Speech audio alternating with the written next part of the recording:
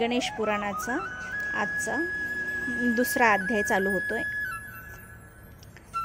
तर आपण गणपतीला नमस्कार करूया आणि आपल्या पुढच्या दुसऱ्या अध्यायाला सुरुवात करूयात।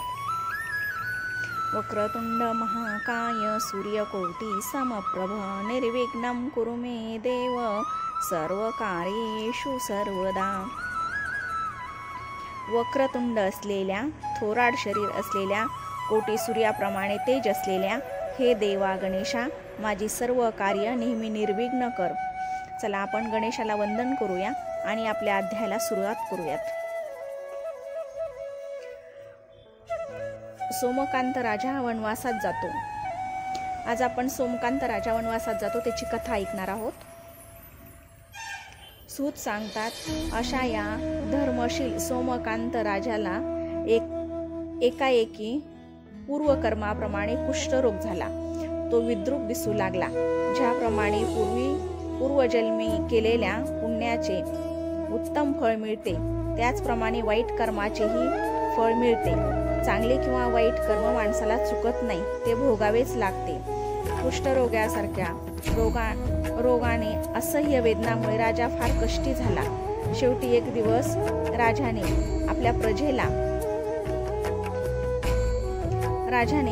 आपले पाची प्रधान, पत्नी सुधर्मा व पुत्र हेमकंठ यांना जवळ बोलवले व त्यांना सांगितले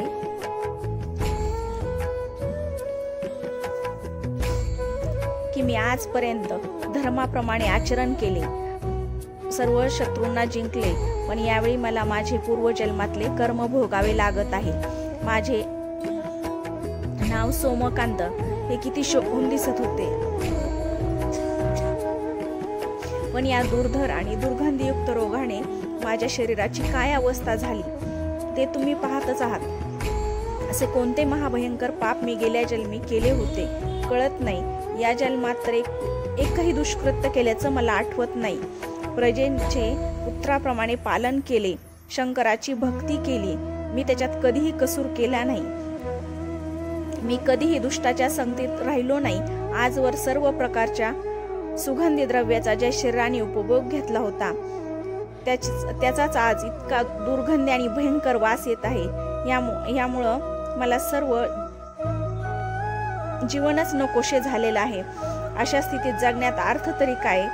या व्याधीमुळे मला लोकांच्या पुढे तोंड दाखवण्याची लाज वाटत आहे। तेव्हा मी असे ठरवले की माझा पुत्र हेमकंठ याच्याकडे राज्यकारभार सोपवून मी वनात जाणार आहे। तुम्ही सर्वांनी माझ्या योजनेला संमती द्यावी। या जन्मातील शिल्लक आयुष्य मी परमेश्वराच्या चिंतनात घालवतो, म्हणजे माझ्या मनुष्य जन्माचे सार्थक होईल। राजाचे ही नराशेचे बोलणे ऐकत असतानाच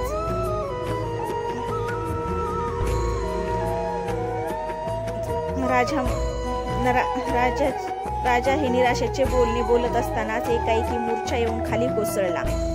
त्यामुळे सगळीकडे गडबड उडाली। लगेच प्रधानांनी योग्य तो उपचार केल्यामुळे राजा शुद्धीवर आला। हेमकंठाला राज्यावर बसवून प्रधानही राजाबरोबर सर्व सुखांचा त्याग करून वनात गेला। राजाची पत्नी सुधर्मा हिनेही पतिसेवा करण्यासाठी वनात जाण्याचा हट्ट धरला। तेव्हा हेमकंठ म्हणाला, मला तरी आईवडिलाशिवाय राज्य उपभोग घेऊन काय उपयोग? मीही तुमच्या बरोबर येणार, मला इथं कशामध्येच गोडी वाटणार नाही। तेव्हा मलाही तुमच्या बरोबर वनात घेऊन जा। ही सारी बोलणी ऐकून आणि सर्वांचे आपल्याकडील उत्कृष्ट प्रेम पाहून राजा मात्र संतुष्ट झाला। तो हेमकंठाला म्हणाला, पुत्राचा मुख्य धर्म म्हणजे आई वडिलांच्या आज्ञेचं पालन करणे।